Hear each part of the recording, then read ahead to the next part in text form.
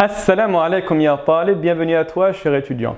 Aujourd'hui, nouveau cours pour la série An-Nahwu lil-Mutaqaddimin, dans laquelle nous allons traiter de la question du al-fi'l al-muta'addi ou du fi'l al-lazim, littéralement en français, le verbe transitif et intransitif. Donc nous allons essayer de déterminer quels sont les éléments pour pouvoir distinguer le fi'l al-muta'addi du fi'l al-lazim, comment le reconnaître, quels sont les différents noms du fi'l al-muta'addi, ainsi que ses principales spécificités. Si tu veux avoir l'ensemble des éléments de réponse pour ce cours-là, je t'invite à rester avec moi.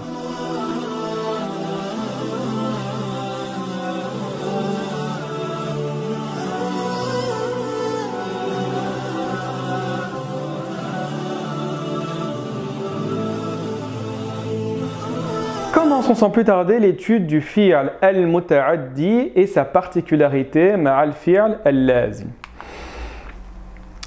La première des choses, c'est qu'il faut savoir qu'en fonction de son sens, le verbe se divise en deux grandes catégories. فباعتبار المعنى ينقسم الفعل إلى قسمين كبيرين. القسم الأول هو الفعل المتعدي. والقسم الثاني هو الفعل اللازم.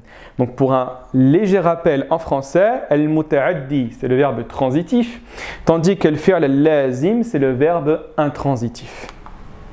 Très bien. Al-fi'l al-muta'addi. Donc intéressons-nous tout d'abord au fi'l al-muta'addi ou bien le verbe transitif. Sa définition est la suivante. هو ما يتعدى أثره فاعله ويتجاوزه إلى المفعول به.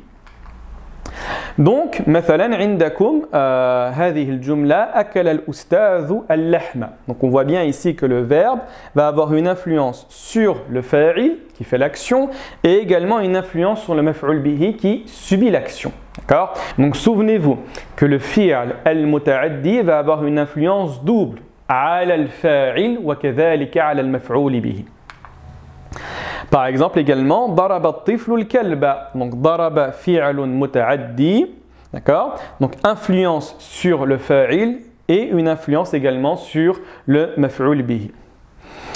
إذن المتعدي محتاج إلى شيئين كبيرين وأساسيين. أولاً محتاج إلى الفاعل. D'accord? Bien évidemment, le fi'l al-muta'addi a besoin d'un fa'il. D'accord? Qui الذي يفعل الفعل. الذي يفعل الفعل. وكذلك هو محتاج إلى مفعول به. لماذا؟ لأنه يقع عليه الفعل. D'accord? Parce que c'est le mot qui va subir les conséquences du verbe. C'est lui qui va subir l'action.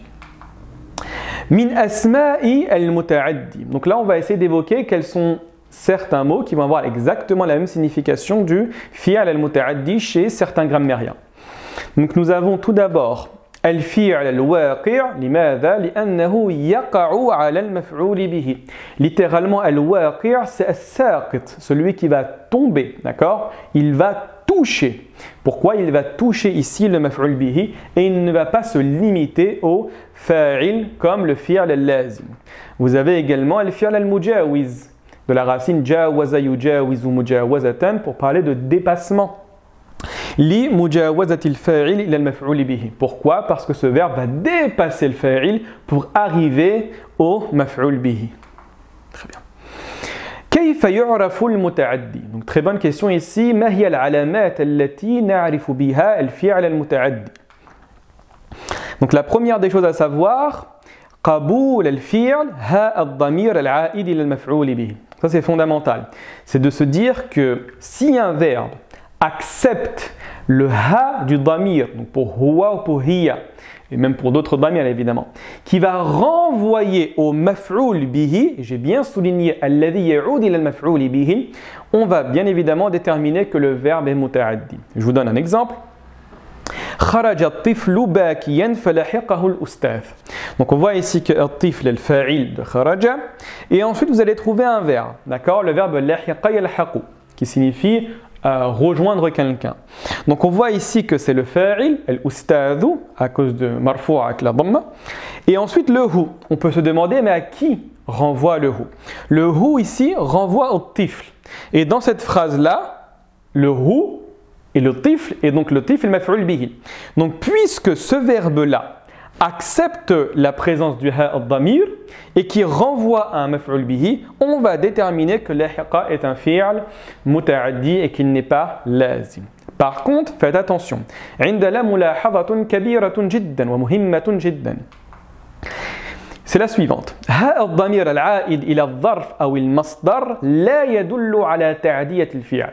Si dans une phrase vous rencontrez le ha al-damir qui va renvoyer à un ظرف ou qui va renvoyer à un masdar, vous n'allez pas dire que à cause de la présence de ce ha, le verbe est muta'addi. لا يدل ذلك على تعدية الفعل. Regardez les exemples que je vous donne.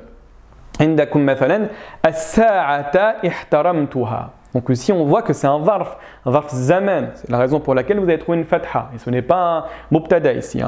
احترمتها. إذن الها هنا يعود إلى هذه الكلمة يعود إلى الظرف فلا يدل هذا الضمير على أن الفعل متعدي. Faites attention à ça. Vous avez également la deuxième phrase هذا التجمل كان يتجمله أبوك. D'accord? Donc on voit effectivement que le ha al-damir ici renvoie à un masdar. Et ce masdar du coup, puisque le ha renvoie à ce terme-là, on va savoir que ce n'est pas un élément probant pour dire que ce verbe est un muta'addi et qu'il n'est pas lazim. فوصلنا إلى نهاية الدرس وبارك الله فيكم لحضوركم وإلى اللقاء إن شاء الله تعالى.